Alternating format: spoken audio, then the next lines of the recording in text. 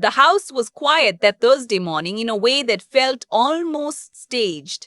My husband was at the kitchen island, laptop open, coffee going cold beside him. He had that look he gets when he's about to say something he's already rehearsed. Slightly too casual, eyes not quite landing on mine. "Houston," he said, "the Meridian deal. I have to fly out Sunday, probably through Wednesday." I poured my coffee. "Okay, maybe Thursday if the closing runs long." "Okay," I said again. That was it. No discussion, no apology for the timing, no asking if that worked for me or the kids. Just the announcement, the way you tell someone the weather was changing. I watched him close the laptop and carry his coffee to the sink, rinse the mug, set it in the rack. 13 years of marriage, and I still notice the small things. The way he always rinsed but never loaded the dishwasher. The way he said probably when he meant definitely. I'd filed those things away over the years. The way you file away receipts you know you'll never look at again. Our daughter was 11 then. Our son was 8. They came downstairs in the middle of all this, backpacks, cereal, the low-grade chaos of a school morning, and my husband kissed the tops of their heads and said he had to go. He had a big week coming up. They'd talk Sunday before his flight. He was already in his car by the time I realized he hadn't kissed me. My name is Nora. I'm a licensed occupational therapist. I have a private practice in Austin that I built over 7 years while also raising 2 children and being married to a man who worked in commercial real estate. We had a good life by every visible measure, a 4-bedroom house in a neighborhood with good schools, 2 cars, vacations to the coast every summer. We had date nights, or we used to. We had conversations that weren't just logistics, or we used to have those too. I don't know exactly when things shifted. That's the part I've turned over the most in the months since everything came apart. There's no single moment I can point to. Just a slow cooling, like a room where someone quietly turned the thermostat down a degree at a time, until one day you realize you've been cold for years. His name is Ryan. Ryan Calloway. He was 39. He wore the same brand of watch he'd worn since his 30s, played golf on Saturdays when he could, and had a way of making every conversation eventually about himself that I had long stopped noticing. He traveled for work regularly. That was real, that part. The Meridian deal was real. Houston was real. What was not real was that he was going alone, or that he was coming back Wednesday. The call came on a Tuesday. I was between clients, eating lunch at my desk. A sad desk lunch, leftovers from Sunday in a container that had leaked a little in my bag. My phone buzzed with a number I didn't recognize. Texas area code, but not a Houston number I knew. I almost didn't answer. The voice on the other end was a woman's, professional, measured. She told me her name was Kathleen Deere. She said she was a licensed private investigator based in Dallas and that she'd been hired 3 weeks prior to conduct surveillance on Ryan Calloway at the request of a party she was not at liberty to name. I remember setting down my fork very slowly. I remember the office sounds outside my door, the receptionist's phone, someone's chair rolling across the floor. She said she wanted me to know because she felt I had a right to know, and because what she'd found had implications that went beyond the original scope of her work. "What did you find?" I asked. She told me that Ryan had not been staying at a hotel in Houston. He'd been staying at the Greystone Apartments on Westheimer Road. He'd been there regularly for approximately 14 months. The woman he'd been staying with, or a 32-year-old named Sasha Vance, had given birth 4 days ago at a private midwifery center in the Montrose neighborhood of Houston. The baby was a boy. I didn't say anything for a long time. "Mrs. Calloway," Kathleen said carefully, "I can send you documentation, photographs, dates, the lease records. I think you should have them." "Why are you calling me?" I asked. My voice sounded like it belonged to someone else. "If your client hired you, my client is no longer responding to my calls," she said. "And I've been doing this work for 19 years. I don't like sitting on something like this." I thanked her. I gave her my email. I hung up. Then I sat in my office for 11 minutes without moving, which I know because I looked at the clock when the call ended and looked at it again when I finally stood up. The documents arrived that afternoon. I opened them at home after the kids were in bed. 73 pages. Lease agreement in Ryan's name, dated 14 months ago, which put the start of it about 2 months after we'd come back from a family vacation in Destin. A vacation I had planned, paid half of, and photographed obsessively because we'd all seemed so happy. There were photographs, time-stamped. Ryan going into the apartment building, Ryan coming out with Sasha, Ryan carrying grocery bags through a parking lot. Ryan, 3 weeks ago, standing outside the midwifery center in a polo shirt I'd washed and folded and put back in his drawer, holding a bundle of blanket like he knew what he was doing. He knew exactly what he was doing. I closed the laptop and went upstairs and stood in the doorway of my daughter's room. She was asleep on her side, hair spread across the pillow, one arm hanging off the mattress in that boneless way she slept since she was a toddler. Down the hall, my son's nightlight was still on, casting its soft pattern across the ceiling. I thought about 14 months. I thought about every Sunday dinner, every school pickup, every morning Ryan had kissed the tops of their heads and said he had to go. I went back downstairs.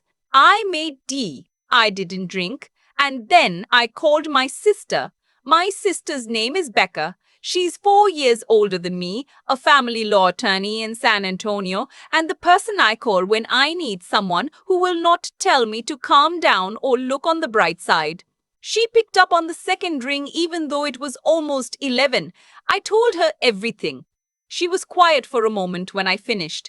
Then she said, "Okay, don't do anything tonight. Don't confront him. Don't move money. Don't call anyone else. Just sit with it until morning and then call me back." "He doesn't even know I know," I said.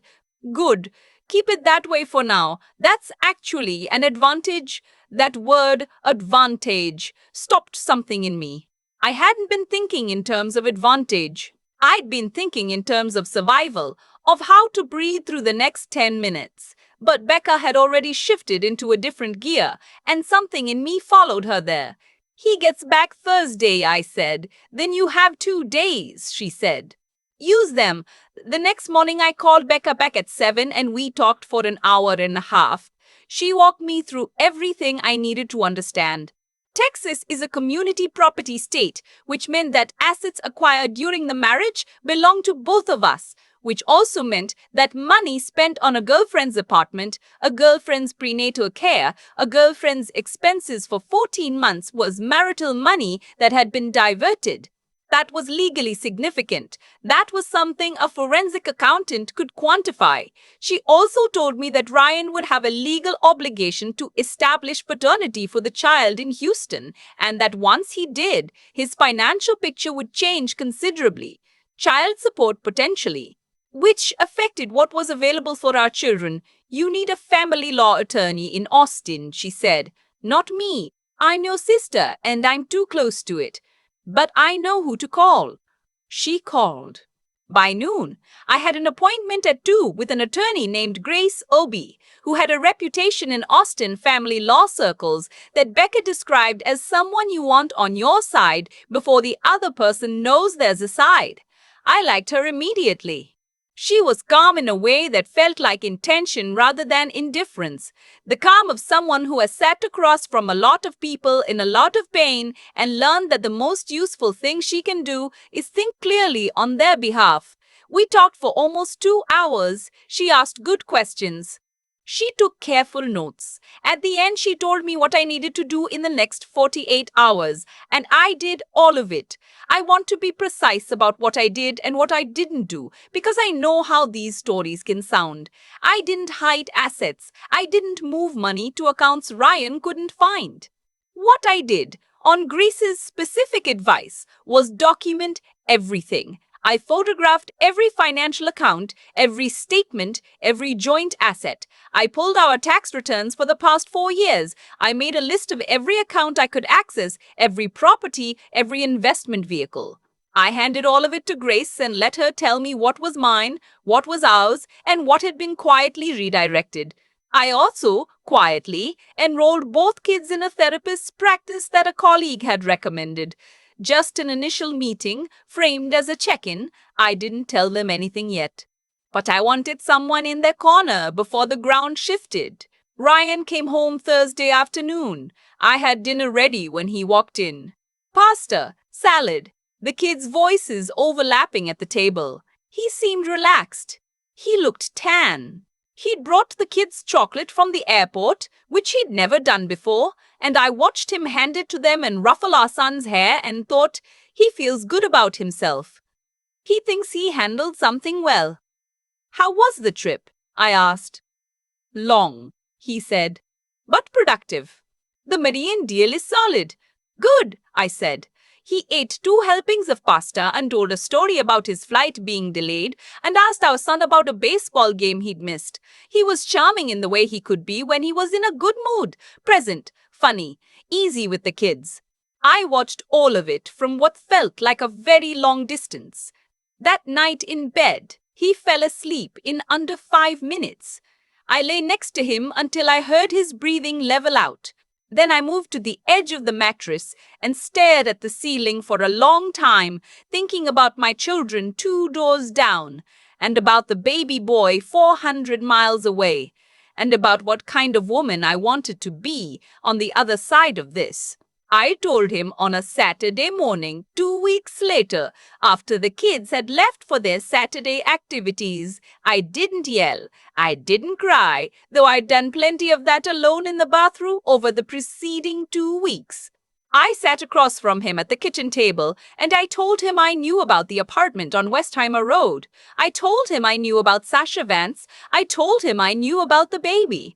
I watched his face go through several things very quickly, denial forming and then collapsing, something calculating moving in behind his eyes, and then, finally, a long exhale that I think was actually something like relief, like he'd been tired of carrying it. How long have you known? He asked. 2 weeks. He looked at the table. I was going to tell you. I didn't say anything to that. It wasn't supposed to go this far, he said. The baby wasn't planned. I'm not going to sit here and have that conversation with you, I said. I wanted you to know that I know. My attorney will be in contact with yours. He looked up. You already have an attorney. I've had one for 2 weeks, Ryan. That landed. I watched it land. Nora, I'd like you to stay somewhere else for the next few days, I said. I'll have Grace reach out about a temporary arrangement. The kids don't know anything yet. I want to figure out how to tell them in a way that protects them as much as possible, and I'd like your cooperation on that. He left that afternoon. He packed a bag, took his laptop, and left. He didn't argue. I think he'd expected me to be more broken. I think the fact that I wasn't, that I had a name and a plan, an attorney, reorganized something in his understanding of who he was dealing with. My children found out on a Sunday. We sat with them together at Ryan's request, which I agreed to because I thought a unified front would be less frightening for them. It did not go the way he expected. My daughter Lily, she's 11. She's the kind of child who watches everything and says less than she's thinking, sat through the whole thing with an expression I couldn't fully read. When Ryan had finished explaining, in the careful language he probably rehearsed, that he and I were going to be living differently for a while, she looked at him and said, "Is it because of the woman you were texting on Christmas?" Ryan went very still. "I saw the notification when you left your phone on the counter," she said. "I didn't say anything because I thought maybe it was work." My son looked between them. He was 8. He understood less of the specifics, but he understood his sister's tone, and he slid closer to me on the couch without anyone asking him to. The look on Ryan's face in that moment, I will carry it for a long time, not because I wanted him to suffer, or not only that, but because my daughter had been carrying something alone since Christmas, protecting everyone, and she hadn't even known what she was protecting them from. That was the moment I felt the full weight of what he'd cost them. Not just me. Them. The legal process took 7 months. I won't go through every detail because some of it belongs to my children and not to this story. What I will say is that Grace was as good as her reputation. The forensic accountant she brought in identified approximately $64,000 in marital funds that had been directed toward the apartment, the prenatal care, living expenses, gifts. In Texas, that's classified as dissipation of community assets, and it factored into the final settlement. Ryan did establish paternity. The baby boy is named Cole. He is Ryan's. Ryan's support obligations now include Cole, which significantly changed the math of what he could offer our children, and Grace made sure that math was done correctly. Our house, the one I'd helped choose in the neighborhood I'd picked for the school district, I kept the house. Ryan's commercial real estate assets, the ones he'd built during the marriage, were split. I kept my practice, which I'd built and which had always been in my name. My children chose to live primarily with me. Ryan has them on alternating weekends and certain holidays. Lily was clear with the custody evaluator about where she wanted to be. My son followed her lead, the way he usually does, which is not nothing. He's old enough to know his own mind, even if he expresses it more quietly than she does. There's a question I got from my sister about 6 months into all of this, during one of our weekly calls. She asked me if I was angry. I had to think about it. I told her I'd been angrier when I was trying to hold everything together than I was now. The anger during those 2 weeks between finding out and confronting him, that was a cold, focused anger, the kind that clarifies rather than burns. What I feel now is harder to name, something like grief, but not for Ryan specifically. For the version of my life I thought I was building. For my kids' Saturday mornings with their dad, which will never look the way I assumed they would. And something else. Something I didn't expect. A kind of quiet. My practice is busy. My sister still calls on Sundays. My kids are in good hands. With me, with their therapist, with each other. Lily has started texting me memes, which is a form of emotional communication I did not anticipate, but have come to treasure. My son has gotten interested in cooking, and we make dinner together on Wednesdays, just the two of us, while Lily is at her art class. He is very serious about mise en place. He learned that word from a YouTube video and used it 3 times in one evening. I thought about Ryan recently, not with bitterness, just as a fact, and I realized that I don't know his daily life anymore. I don't know what time he wakes up, or what he eats for lunch, or whether he's sleeping well. For 13 years, I knew all of those things without trying. Now I don't know any of them. That's an enormous shift, and I'm still adjusting to what it means. But I also realized, standing in my kitchen on a Wednesday with my son explaining the importance of having everything ready before you start cooking, that this life, this smaller, quieter, truer life, is not a consolation prize. It's not what's left over. It is, in fact, the thing I was working toward all along, just without the part where I had to pretend. My daughter asked me once, a few months after everything settled, whether I thought things would have been different if I'd found out sooner. I told her honestly that I didn't know. She thought about that. Then she said, I think you handled it the right way. You were really calm. I said, I didn't feel calm. She said, I know. That's what I mean. She is 11 years old. She has her whole life ahead of her, and she already knows the difference between feeling calm and being it. I think she's going to be okay. I think we both are. I've thought a lot about the word betrayal since all of this happened. It's one of those words that sounds clean when you say it.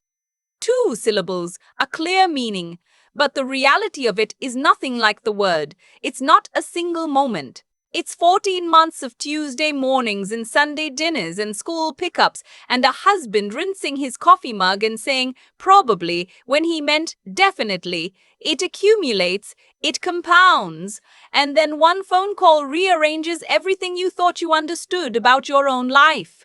What I know now, that I didn't know then, is that the truth has a way of surfacing whether you go looking for it or not. Kathleen Deere called me because 19 years of doing that work had taught her that sitting on something like this does its own kind of damage. Ryan's choices had ripple effects he never calculated. They reached a private investigator in Dallas. They reached my sister in San Antonio. They reached a forensic accountant who spent weeks tracing $64,000 to our joint accounts. You can try to contain a secret, but containment requires everyone in the vicinity to cooperate, and eventually someone won't. That's not fate. That's just how things work. What I'm prouder of than anything, more than the settlement, more than keeping the house, is the 2 weeks between that phone call and the Saturday morning I sat Ryan down at the kitchen table. I was scared in those 2 weeks. I cried in the bathroom with the fan on so the kids wouldn't hear. I lay awake next to him and stared at the ceiling and felt things I don't have clean words for. But I also made appointments. I gathered documents. I called Grace. I found a therapist for my children before they knew they needed one. I did not act from panic. I acted from clarity, even when clarity was the hardest thing to hold on to. That's the part I want to remember. Not that I won, because I'm not sure winning is the right frame for the end of a marriage and a family reshaped. But that when the worst thing I'd experienced walked through the door, I met it with something steadier than I knew I had. Lily understood that. She's 11 and she already knows the difference between feeling calm and being it. I think about that a lot, that my daughter watched me hold myself together during the hardest weeks of my life and came away understanding something about the gap between how things feel and how you choose to move. If she carries that with her, then something good came from something terrible. I'll take it. My son is learning Mice on Place on Wednesday nights. He's 8 and he is very serious about having everything ready before he starts. I don't think he knows yet that that's also a philosophy, but he'll figure it out. The choices Ryan made had consequences. For him, for Sasha, for Cole, for our children, for me. Not as punishment from anywhere outside, just as the natural result of the kind of man he chose to be over 14 months, while the rest of us thought we were living one life. Actions have weight. They land somewhere, and the person who has to live inside them eventually is you. I'm living inside mine. Most days that feels like enough.